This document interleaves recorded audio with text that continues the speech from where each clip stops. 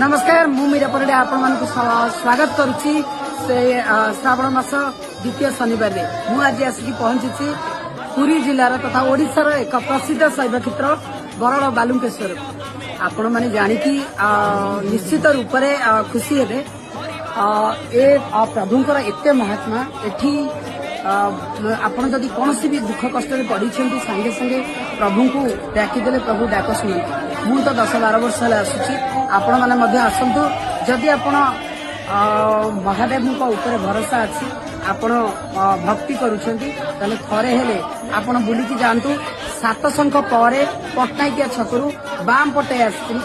आसिले 2 kilometre भितर पड़े बराड़ बालुंकेश्वर एठार परिवेश बहुत सुंदर ए शैवपीठ ओडिशार एक प्रसिद्ध शैवपीठ आपण मानकु निश्चित भल लागिबो आपण माने आसंतु मु मध्ये एठिके आसुछि नमस्कार।